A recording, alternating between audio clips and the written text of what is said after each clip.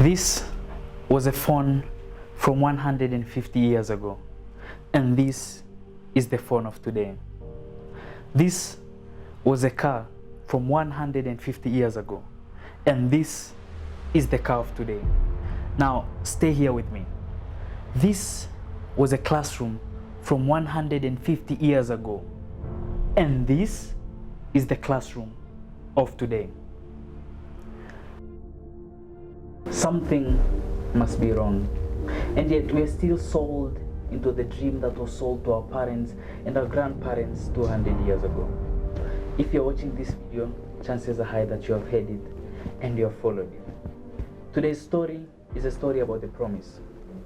A promise that says, if you work hard, go to a good school, and get good grades, you'll have a good life.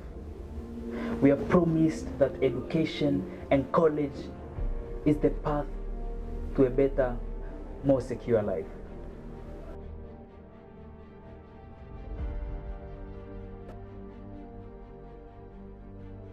With a good education, you'll have a bright future, you'll get a good job, have money, and raise a happy family. We are promised that a university degree is a path to a better, more secure life. Albert Einstein, considered one of the greatest minds to ever walk the earth, said, "Everybody is a genius, but if you judge a fish by its ability to climb a tree, it will live its whole life believing that it's stupid." This is exactly what our current education is doing, making a fish climb a tree. Our universities sell degree as a primary route to doing well in life. During graduation, you are told that you have everything to succeed and that your path is set for life. You are moments away from graduating. You are capable of greatness in your profession. You will be ready for work no matter what that work may be. And with a good degree, you'll have the skills you need to get a job at the best companies in the world. The flyers they use to market their universities contain pages that show some of the companies their graduates work for. You believe that if you work hard and get the degree, then you'll get the opportunity to work with some of the biggest companies in the world. But now you have the skills you need and the knowledge required. Being inspired and motivated, you then decide to put in the late night work. You only focus on studying and ignoring everything else that may come along your way. You don't want to be involved in any projects outside the classroom. Grade A becomes the holy grail. We want them because we are understandably interested in one day having a reputable career, a magnificent house, and the respect that comes with it. You put in all the hard work because you believe it will help you work for one of those Fortune 500 companies on the list. Have you noticed it? The first problem with the promise. You're not being prepared to go out there and create an even bigger company yourself, but rather to work for those companies. You might end up being lucky enough to get a job in the companies that are on the list. However, the odds may still be against you, and you may end up not working for any of those prestigious companies where some of the graduates work at. The promise is that when you come out to our college and earn out a certificate, your path for a more better, secure life will be set. But in the world, that doesn't seem to be the reality for most people. And the question remains, is that promise broken? But before we examine if that promise is broken or not, let's examine what brought that promise into life, the history of our educational system.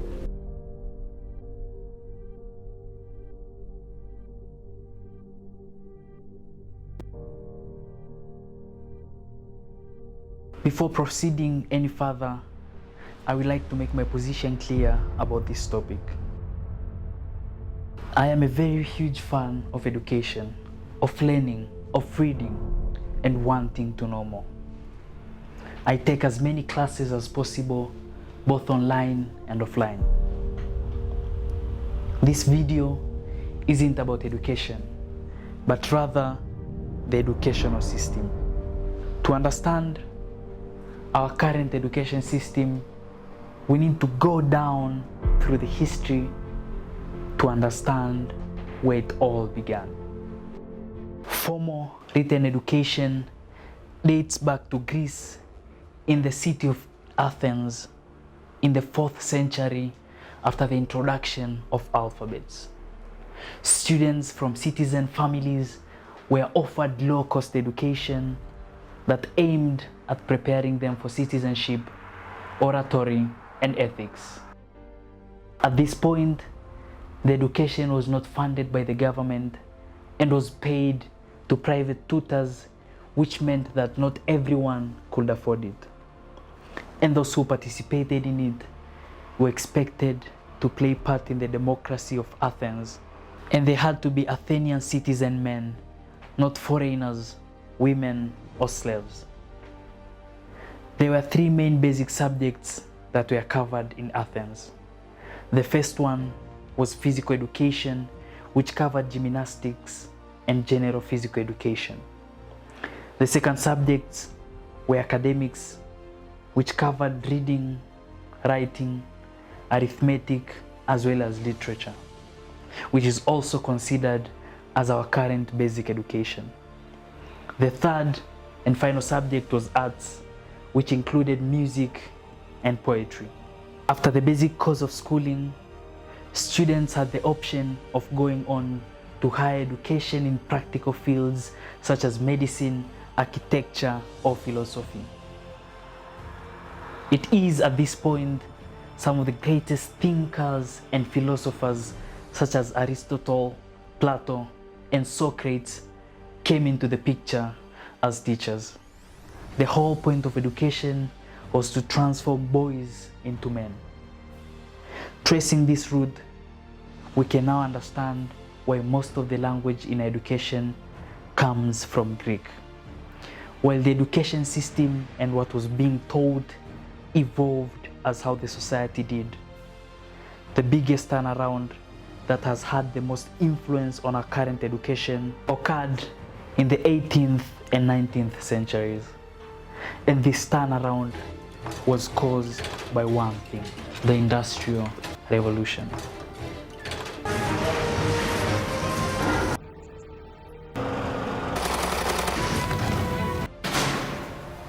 The Industrial Revolution was the transition to a new manufacturing process between 1760 to 1820 and 1840. The moving assembly line was introduced in 1908, and it is that innovation which has made possible for our modern consumer culture by enabling low unit cost for manufacturing goods. For example, Henry Ford, the founder of Ford Motor Company, used the assembly line for mass production of the entire automobile. This innovation reduced the amount of time it took to build a car from 12 hours to 1 hour and 33 minutes. The huge increase in food production also supported the expansion and sustained a large population while boosting the economy. With the move to industrialization, these factories needed a high level of output of workers ready for the emerging industrial economy at the time. The curriculum and instructions were groomed to produce graduates who, when they entered these factories, they were ready to take and implement orders from their managers without questioning. To create disciplined workers for the factories who will follow orders without resisting, the school structure replicated the industrial system. One indication of how the school replicated the factory system is how students were arranged in a straight line with rows neat and safe, just like the conveyor belt. If all products came from the same line, the level of expectations and quality can be expected to be the same. The system became a mass production model, a factory model that doesn't take into account individuals' experience. All students were expected to raise their hands if they had a question and ask for permission when they wanted to use the bathroom. They go to school in the morning, study for 8 hours, and follow the bell when it's break time or lunch time. The second indication, which is the linear model, manifests itself on the assessments such as worksheets, end of unit tests, and reports that focus on few specific concepts. The instructions in the classroom mimics that of the workplace. When grades are assigned, the value is placed on the assignments rather than the concepts of competency it's aiming to assess, therefore rewarding the completed tasks. The exams have multiple choice questions and students were supposed to only think about what has been presented to them, nothing less, nothing more. At this point, the system actually worked. Companies got the workers they needed and they produced enough products that opened the doors for the consumer industry. However, while the world evolved outside the Industrial Revolution, such as the advancement of technology and all things that technology has achieved, the educational system remained the same, which gave rise to the problems associated with the structure of the educational system.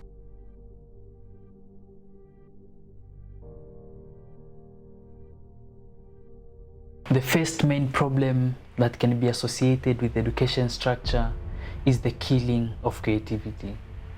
The model that was adapted to cater to the needs of the Industrial Revolution required a high level of top-down control of teachers, limiting the students' own input in the education journey to what the curriculum prescribes. And while curiosity is often what drives children to learn between the ages of 1 to 3, at school, where the child's thirst for curiosity needs to be quenched, it's actually where it's killed. The system assumes that students have an empty brain that only needs to be filled with what is in the curriculum, preparing them to work in the factories. For example, a teacher might be teaching about algebra, but doesn't explain to students why they need to learn about algebra and how they would use algebra in their lives. This leads to students only having to claim the information, providing temporary storage in their minds, ready to pour it out during assessment. They are taught how to deliver on rather than change the expectations, being taught to redeploy ideas rather than coming up with authentic ones. The second problem is conformity. With the increased advertisement of college as the only path for success, students have become interested in going to college not with a desire to learn, but because college has become an obsession and that everyone has to go to college, unless otherwise you will be a failure in life. It is also the story that we are told by our parents every single day. It became an algorithm that you have to go through the system as how it's exactly laid out, and if not, we are deemed to fail. With the increasing number of students attending school, there came up a need to ensure that all these students are well managed. The need led to managerial convenience, in which students are forced to be educated by age which doesn't answer to human growth or development. This led us to believe that all 6-year-olds, 7-year-olds, and 8-year-olds should be educated together. With these kids having different thinking, reasoning, and critical abilities, the only thing they have in common is the date of manufacture and the belief that they will land a good job and have a better future when they have a college degree. These students then become good disciples of the system. They sacrifice their curiosity, their desire to know how to think instead of what to think. They kill their creativity, their talents, their drives, their interests, and their motivations. They do all this for the sake of getting a college degree that will land them a good job and give them a better future. With all these sacrifices that they make, the question remains, is the school's promise of a better future with a college degree that will land you a secure job still alive, or is it broken? During the Industrial Revolution in the mid-20th century, 50% of employees expected a job for life in one place. When I was a student, if you had a degree, you had a job. If you didn't have a job, it's because you didn't want one. But now, kids with degrees are often heading home to carry on playing video games because you need an MA, where the previous job required a BA, and now you need a PhD for the other. The reason that college offered graduates to go into their schools and take huge debt was that their graduates went to work in some of the largest companies in the world, such as Apple, Google, IBM, Tesla, and Netflix, with CEOs of such companies questioning the value of the 4-year degree program. There's no need even to have a college degree at all. If somebody graduated from a great university, that may be an indication that they will be capable of great things, but it's not necessarily the case. Colleges created programs that will prepare their students and give them a competitive edge in the job market. But the wind seems to be shifting. For example, Google has landed its new selection of courses for the Google Career Certificate, a 6-month program that prepares participants for in-demand jobs. What does this mean? Students who want to work for Google can, for instance, take the 6-month course, get hands-on experience, and save themselves 4 years of college and thousands of college debt. Some of the world's biggest companies have decided to drop a 4-year college degree program of experience and skills that a business leader needs to prosper in the workforce. The question is, what would happen to colleges if more and more companies decided to follow this trend? That might have been one of the college's worst nightmares. However, there's another problem with the education system, and its promise. And the problem has been created by a new breed of workers. This new breed of workers is considered to be the future workforce. Technology is estimated to take up to 45% of future jobs. While most people are afraid of this new breed of workers that is relentless, efficient, works around the clock, and never complains. How we are reacting now will shape the future for generations to come, and our colleges thinking about that. The same technology has also given rise to a new breed of workers known as digital nomads and the human cloud. Digital nomads are workers whose office is anywhere in the world where the Wi-Fi is, and with this new breed of workers preferring to travel frequently. The human cloud, on the other hand, involves white-collar jobs that are chopped down into hundreds of projects or tasks. These tasks are then scattered into a virtual cloud of willing workers who could be anywhere in the world so long they have an internet connection. This means even more competition for graduates who might be competing with people who learn on their own and gain hands-on experience. Kenya has become among the leading countries to invest in this new breed of workers, with the government set to train 1 million Kenyans to work in the digital industry. Currently, the human cloud is estimated at a value of $50 billion. And while 50% of employees expected one job for life in the mid-20th century, today, according to IBM, 1 out of 5 employees voluntarily changed employers in 2020. This means that one can expect to only work for so long in a company.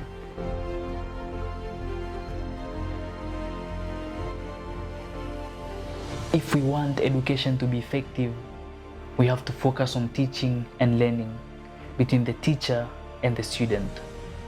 While you could benefit in the real world from subjects such as taxation, marriage, money, politics, religion, and maybe parenting, it is a sure fact that the education system will take years before reaching that stage of making it a holistic experience that is balanced on both the humanities and sciences.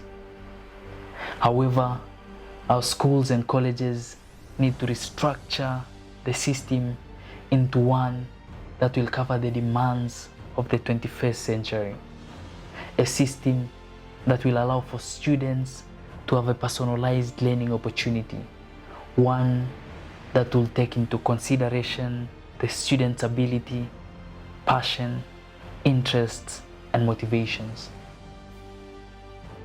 Since colleges offer a promise that if you go to their school and get good grades, you'll have a good job, they need to be held accountable for their promise.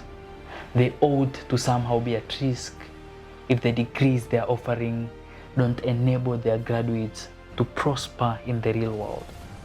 Still, college loans have always left most students with a life debt to repair and puts them in a worse condition in life, especially for those who don't get a job early on.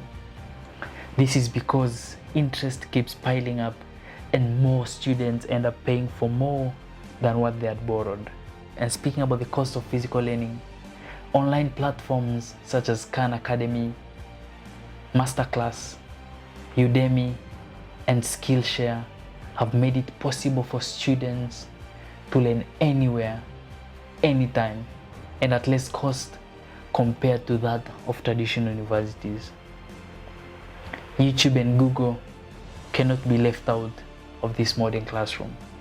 On YouTube, for example, students can learn virtually everything. Google has also been able to organize the world's information, and with this new school, just like how a digital nomad needs only an internet connection to be able to work from anywhere in the world, students can also learn anything in the world, given that they have access to the internet connection.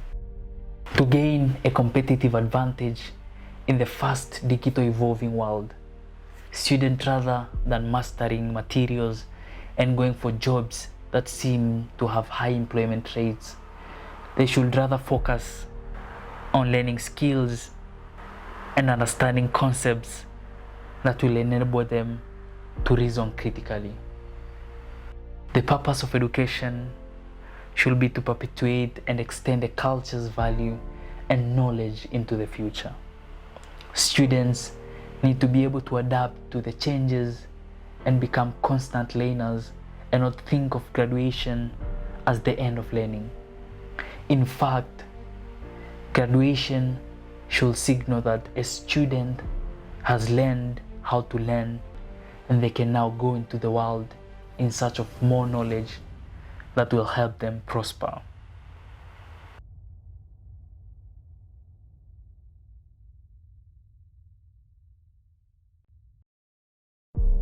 In fact, graduation should signal that a student has learned how to learn, such that they can go out in the world and search for more knowledge so they can prosper. For example, degrees such as computer science become obsolete in 5 years, and such students need to constantly update their knowledge. And if they are to rely on only what they learned in school, then they are going to fail to adapt into the real world. This has been an interesting and challenging topic for me to write about, and I believe that there are things you will agree or disagree with. And if so, please go ahead, do your own research, and let me know what you think in the comment section below. And until next time, please don't forget to subscribe, like, share, and join our family of entrepreneurs and leaders, and have a good conversation with those around you. Peace out.